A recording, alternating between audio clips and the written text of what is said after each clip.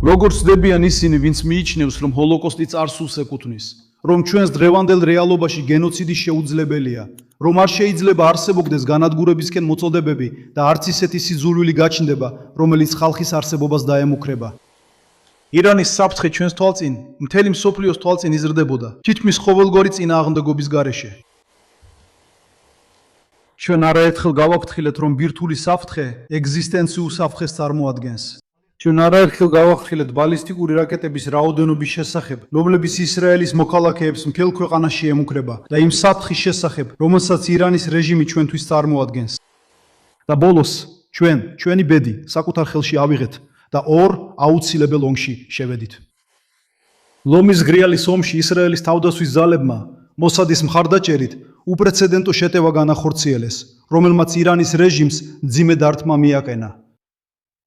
მათ წინააღმდეგ, ვინც ჩვენი ხალხის განადგურება თავის ლოზუნგად აქცია, მათ წინააღმდეგ, ვინც დიდი საათი ჩამოკიდეს, რომელიც ჩვენს დასასრულამდე უკუთლას აჩვენებს. ჩვენს გვერდით, მტკიცე ალიანსში და ისტორიულ თანამშრომლობაში მსოფლიოს უძლიერეს სახელმწიფოსთან ერთად ვიბრძვით სამართლიანობისა და თავისუფლების ძლიერებულებებისთვის. ორმოსიდრის ინტენსიურმა ბრძოლებმა მოგვიტანა ძალზე მნიშვნელოვანი გამარჯვებები, განსაკუთრებით კი მტრის მთავარი მიზნის ისრაელის სახელმწიფოს განადგურების ჩაშლით. მოსადმა კიდევ ერთხელ იმოქმედა თეირანის გულში. ჩვენ ზუსტი სადაზვერვო ინფორმაცია მივაწოდეთ საჰაერო ძალებს და რაკეტებს დავარდგით, რომლებიც ისრაელის მოქალაქეებს ემუქრებოდა. მაგრამ ჩვენი მისია ჯერ არ დასრულებულა. ჩვენ არ გვეგონა, რომ ეს მისია ბრძოლების დასრულებისთანავე დასრულდებოდა, მაგრამ ბევრი ვგეგმეთ. ვიმედოვნეთ, რომ ჩვენი კამპანია მტკიცედ გაგრძელდება და აშკარად გამოჩნდება ასევე თეირანში მომხდარი თავდასხმების შემდეგ პერიოდშიც. ჩვენი ვალდებულება მხოლოდ მაშინ შესრულდება, როდესაც ეს ექსტრემისტული რეჟიმი შეიცვლება. იგივე რეჟიმი, რომელიც ჩვენი განადგურების სურვილს გამოხატავს, უნდა გაქრეს მსოფლიოდან. ეს არის ჩვენი მისია. ჩვენ აღარ ვაპირებთ პასიურად ვუყუროთ კიდევ ერთ ეგზისტენციურ საფრთხეს. კაფიო იმპერატივით. აღარასოდეს. მესიჯი იერუსალიმიდან მკაცად გაიგზავნა.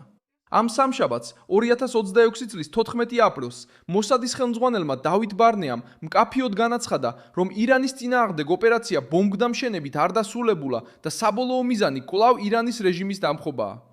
სიტყვა პირდაპირ იყო, გაფრთხილების ტონით და აჩვენებს, რომ ისრაელი ამ კამპანიას ცალკეულ ეპიზოდად არ განიხილავს, არამედ როგორც ფაზებად დაყოფილ ოპერაციას, რომელსაც აქვს პოლიტიკური, სამხედრო და სადაზვერვო გაგრძელება, თუნდაც თეირანში თავდასხმების შემდეგ.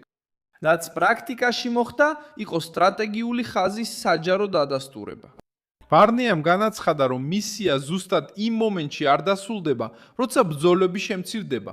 მისი თქმით, კამპანიის სტრუქტურა თავიდანვე ისე იყო დაგეგმილი, რომ შეტევების შემდეგაც გაგრძელებულიყო და მოსადის ვალდებულება მხოლოდ მაშინ დასრულდება, როცა ის რეჟიმი, რომელსაც მან რადიკალური და ექსტრემისტული უწოდა, შეიცვლება. ამ გზავნილის უკან დგას მთავარი სადაზვერვო ხელმძღვანელი. ისრაელის საგარეო საქმეთა წარმომადგენელი საუბრობს უკიდურესად გრძნობიარე მომენტში და სიმბოლურ სცენაზე, ჰოლოკოსტის ხსოვნის დრის ცერემონიალზე. სად აქვს ამას მნიშვნელობა?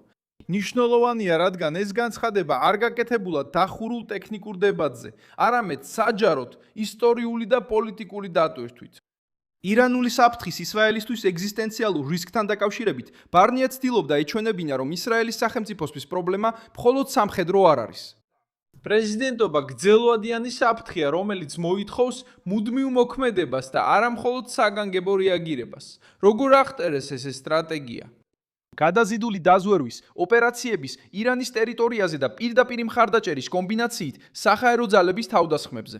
ბარნეამ განაცხადა, რომ მოსადი მოქმედებდა თეირანის გულში და მიაწოდა ზუსტი დაზვერვა იმ რაკეტების დასაზიანებლად, რომლებიც ისრაელის მშვიდობიან მოსახლეობას ემუქრებოდა. ეს საკითხი ცენტრალურია, რადგან აჩვენებს, რომ ისრაელის ხედვით გეგმა მხოლოდ მასშტაბურ თვალსაჩინო დაბომბვებზე არ არის დამოკიდებული. იგი ასევე მოიცავს შეღწევას, ინფორმაციის შეგროვებას, მუდმივ ზეწოლას და ოპერაციული მოქმედებების გაგრძელებას, თუნდაც დაპირისპირების ყველაზე მძაფრი ფაზის შემდეგ. როდესაც ეს განცხადება ჩნდება, მას კიდევ უფრო მეტი მნიშვნელობა ენიჭება. ის გამოჩნდა რამდენიმე დრეში ცეცხლის შეწყვეტის გამხოტის გამოცხადების შემდეგ და მალევე ირანსა და შეერთებულ შტატებს შორის ისლამაბადში გამართული დაძაბული მოლაპარაკებების შემდეგ, რომლებიც საბოლოო შეთანხმების გარეშე დასრულდა, თუმცა დიალოგი კვლავ ღიაა. მოსადის ხელმძღვანელი მიანიშნებს, რომ ისრაელი კვლავაც ცეცხლის შეწყვეტითა და მიმდინარე მოლაპარაკებებით არ შემოიფარგლება. რატომ არის ეს ასე მნიშვნელოვანი?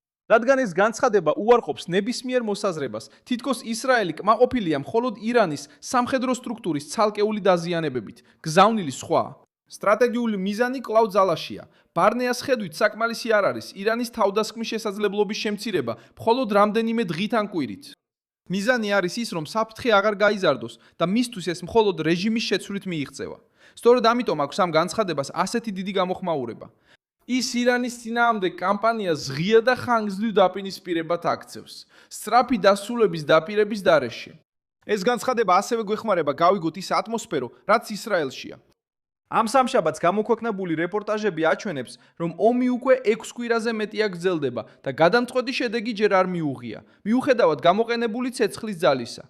ირანი კვლავაც უცვლელად ინარჩუნებს ძალაუფლების სტრუქტურას და აგრძელებს თავის მოწინააღმდეგეებთან დაპირისპირებას მნიშვნელოვან საკითხებში, როგორიცაა ჰორმუზის სრუტე და მისი სტრატეგიული პროგრამა. ამ ვითარებაში ბარნეას განცხადება მკაცრი გაფრთხილებაა. ის ფაქტი, რომ რეჟიმი ახლა არ დაეცა, არ ნიშნავს გეგმის წარუმატებლობას, არამედ იმას, რომ ოპერაცია დაგეგმილი იყო უფრო ხანგრძლივად და ეტაპობრივად შედეგის მისაღებად. საბოლოოდ, მოსადის გზავნილი მარტივი და მძიმეა. და რატომ? იმიტომ, რომ ირანის რეჟიმი კვლავ რჩება საფრთხის წყაროდ და ამიტომაც ის კვლავ სამიზნეშია. ცეცხლის შეწყვეტამ შეიძლება შეამცირა აფეთქებების ხმაური, მაგრამ ახლა გამოვლენილი სტრატეგია აჩვენებს, რომ ზეწოლა შორსაა დასრულებისგან.